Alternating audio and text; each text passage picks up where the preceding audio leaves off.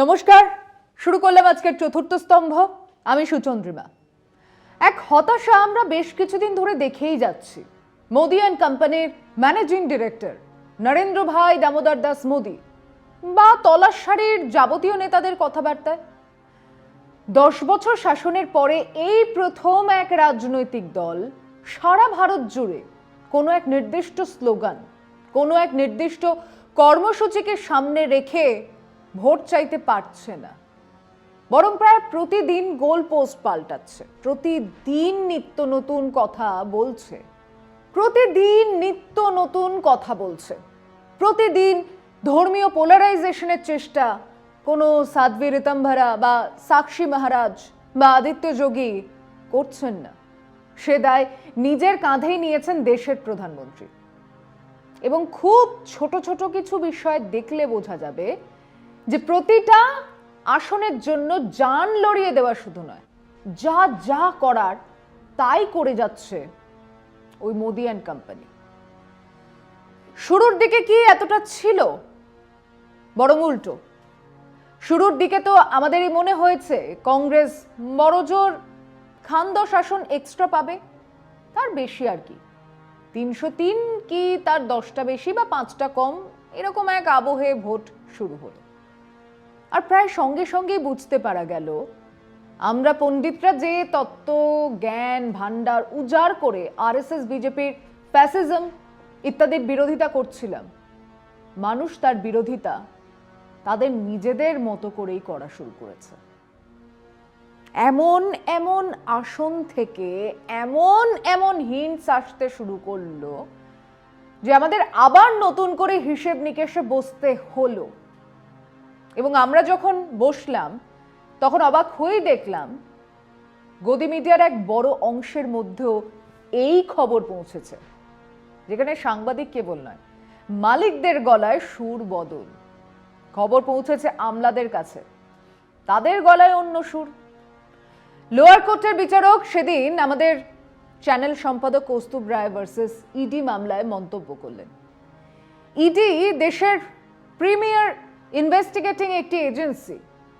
ধরে নেওয়া হয় যে সব দক্ষ অফিসারেরা এখানে রয়েছেন, কিন্তু দেখছি অদক্ষ সব অফিসারের এজেন্সি ভরে গেছে, তদন্তই হচ্ছে না, শুধুমাত্র পেপার ওয়ার্কে মামলা সাজানো হচ্ছে।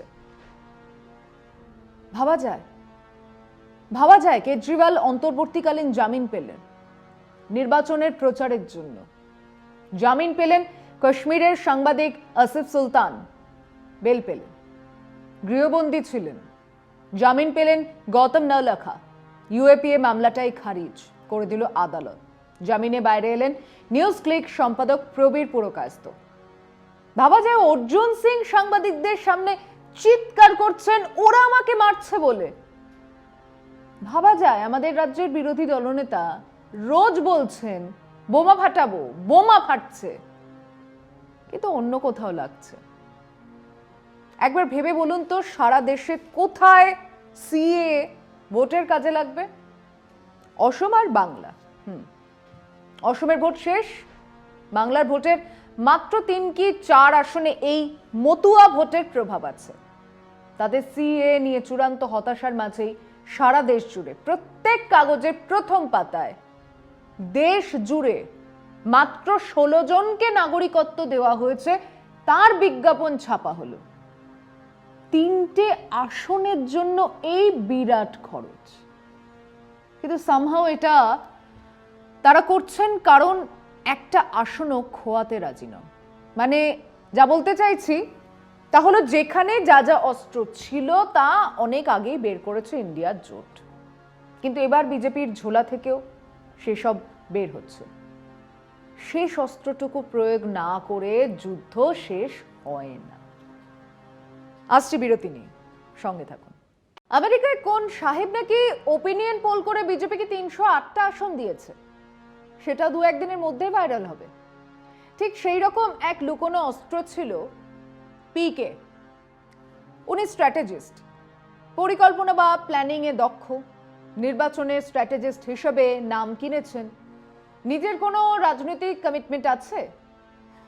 ক্লায়েন্ট দেখলেই বোঝা যাবে ওনার কাছে contract amount matters. Narendra Modi থেকে মমতা ব্যানার্জি, নীতিশ কুমার থেকে জগন রেড্ডি সবাই তাঁর ক্লায়েন্ট। উনি স্টালিনের হয়ে কাজ করেছেন, বিআরএস এর হয়ে কাজ করেছেন এবং সেই 2014তে যখন তিনি চায় পে চর্চা ইত্যাদি করছেন তখন কোনো ভবিষ্যৎবাণী করেছিলেন নাকি? না, করেননি। তারপর এক একটা রাজ্যে 5, 6, 7, 8 মাস, কোথাও তার বেশি সময় ধরে থেকেছেন, একটা পরিকল্পনা করেছেন যার মূল কথা ছিল ভিজিবিলিটি, অর্থাৎ দলটাকে সারা বছর যেন মানুষ দেখতে পায়, আর কোন কোন এলাকাতে কোন প্রার্থীর গ্রহণযোগ্যতা আছে সেরকম এক তালিকা সাজেস্ট করার কাজটা পিকে এবং তার আইপ্যাক করেছে। কিন্তু এসবের জন্য পিকে কে সেফোলজিস্ট বলাটা বাড়াবাড়ি রকমের ভুল। বরং এ নিয়ে পিকেরই একটা কথা মনে করিয়ে দিই। উনি বলেছিলেন খুব ক্লোজলি ডে টু ডে ইভেন্টগুলো ফলো না করলে, তার ব্যাকগ্রাউন্ড না জানলে এরকম ভবিষ্যৎবাণী করাটা মূর্খামি। আমরা সাংবাদিক হিসেবে এই কথাটা ফলো করি, মানি, সারা বছর ধরে এক চর্চায় আমাদের একটা মূল ধারণা তৈরি করতে সাহায্য করে। সেটাও সবসময় মেলে না, আমরাই তো মেলেনি। আমি এই বাংলার অন্যতম নির্বাচন বিশেষজ্ঞ, এখন আমাদের মধ্যে নেই দেবাশিস ভট্টাচার্য, আর আনন্দবাজারের প্রখ্যাত সাংবাদিক মিলে 2019-এ ভোটের সমীক্ষা যাকে বলে তা করেছিলাম, ডাহা ফেল করেছিলাম। কেন? সে 3-4 দিন পরেই আলোচনা করব। তার থেকে কি শিক্ষা পেয়েছে সেটাও বলবো।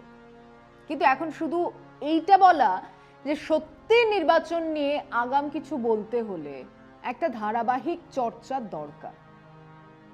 তো পিকে হঠাৎ যে নির্বাচন নিয়ে বলতে শুরু করলেন, তার আগে তিনি কি করছিলেন?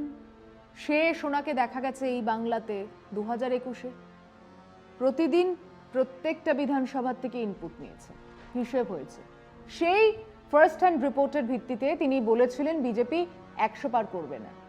কিন্তু এটাও তো ঠিক যে উনি বহুবার যেমন ওনার হিসেব মিলিয়ে দিয়েছেন, ঠিক তেমনই মেলাতে পারেননি। কাজে উনি যা বলিবেন তাহাই সত্য এমনটা ভাবার তো কোনো কারণ নেই। উনি তেলেঙ্গানাতে বিআরএস এর বিশাল জয়ের কথা বলেছিলেন, উল্টো হয়েছে।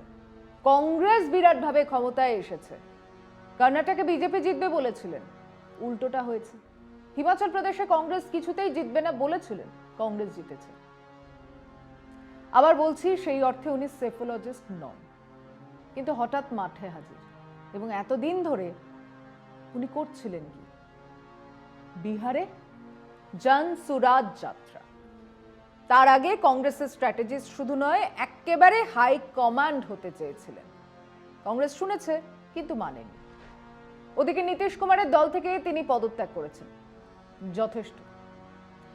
যথেষ্ট রোজগারের পরে তিনি বিহারের রক্ষাকর্তা হবার চেষ্টায় জন সুরাজের কথা বলতে শুরু করলেন। গত 1.5 বছর তিনি মূলত বিহারের বাইরেও যাননি, প্রত্যন্ত অঞ্চলে ঘুরেছেন, মানুষের সঙ্গে কথা বলেছেন, কিন্তু যা ভেবেছিলেন তেমন হয়নি, তেমন সাড়াও পাননি। এদিকে বিজেপি ক্ষমতায় থাকলে তবুও তার এক অন্য ন্যারেটিভ সেট করার সম্ভাবনা থাকবে। ওখানে তেজস্বী বা দেশে কংগ্রেসের নেতৃত্বে ইন্ডিয়া এসে হাজির হলে গেল ভैंसिया পানি মে ঘটি হারাবে। কারণ এই বিরোধীদের স্পেসটাই তো তিনি দখল করার জন্য মাঠে নেমেছিলেন। ওনার হিসেব ছিল কংগ্রেস আরো খারাপ করবে, তেজস্বী মুছে যাবে, তিনি মোদী বিরোধী স্পেসে নতুন মসিহা হয়ে উঠবেন। এই ছবিটা শেষ, উল্টো হাওয়া বইতে শুরু করেছে। দুটো আলাদা আলাদা চাহিদা থেকেই প্রশান্ত কিশোর, জন সুরাজ ইত্যাদি ছেড়ে আবার মিডিয়ার সামনে। প্রথমটা হলো পিকে নিজের চাহিদা বিরোধী স্পেস দখল করার, অন্য চাহিদা বিজেপির খড়কুটরো পেলেও আঁকড়ে ধরো। কাজেই দুই চাহিদা এক জায়গায় এসে দাঁড়িয়েছে। শেষ মুহূর্তে পিকে তার সেফোলজিস্ট ইমেজ ভাঙিয়ে বাংলাতে, বিহারে, ইউপিতে কিছু আসন যদি রক্ষা করতে পারে তার দায়িত্ব পেয়েছেন এবং দায়িত্ব নির্বাহে নেমেছেন স্ট্র্যাটেজিস্ট হিসেবে। তুখর কাজেই উনি বিরোধীদের প্রচার কেন্দ্রগুলোতেই আগে টোকা মারছেন। বরখা দত্তের মোজো, প্রিন্ট, আরো কিছুর সঙ্গে এমনকি করণ থাপার। আর এইখানেই এসেই জল খেতে হলো তাকে। একেবারে সেই উনিজির মতো স্টাইলে দৃশ্যত নার্ভাস পিকের এজেন্ডা মানুষ বুঝে ফেলল।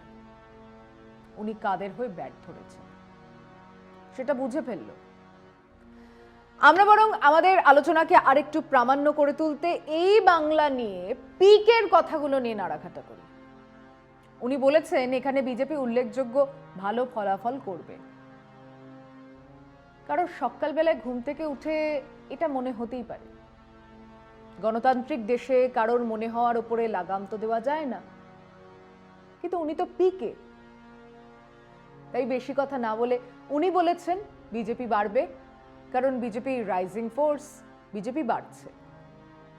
একটা দল ধীরে ধীরে বা তাড়াতাড়ি তার ভোট পার্সেন্টেজ বাড়াতে থাকলে মধ্যে তা যদি কমতে না থাকে, তাহলে সেই দলকে পরবর্তী নির্বাচনে খানিক এগিয়ে রাখতে হয়। এটা সেফোলজির থাম্ব রুল। তো তিনি বলেছেন বিজেপি গ্রোয়িং ফোর্স, কাজেই তারা আগের চেয়ে কেবল বেশি আসনই পাবে না, উল্লেখযোগ্যভাবেই বেশি আসন পাবে। মানে কটা হলে উল্লেখযোগ্য হবে? এখন 18, যদি 25টাও হয় তাহলেই সেটা যথেষ্ট উল্লেখযোগ্য। খুব সাধারণ অঙ্কের হিসেবে 25টা সাংসদ আসন মানে 175টা বিধানসভা আসনে এগিয়ে থাকবে। আরে জানি না, 7টাতে তো 7টাই জিতবে না, কিন্তু বাকি 17টা আসনে 7টাতে তো 7টাই হারবে না।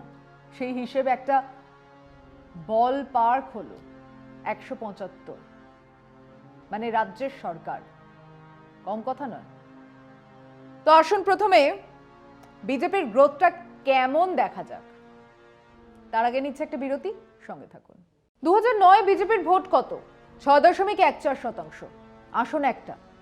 কংগ্রেসের বিরুদ্ধে বিরাট হাওয়া, মোদিজি আসছেন 2014-তে এ রাজ্যে। বিজেপি কত? 17%, আসন দুটো। এবারে 2019 বিজেপি 40.7% ভোট, আসন 18টা। কংগ্রেসের বামেদের মিলে ভোট কমেছিল প্রায় 21%, বিজেপির ভোট বেড়েছিল 22%। এই লোকসভার হিসেবে বিজেপি এগিয়েছিল 130টার মতো আসনে। গেল রব শুরু হয়ে গেল। সেই সময় বাংলাতে পিকের প্রবেশ।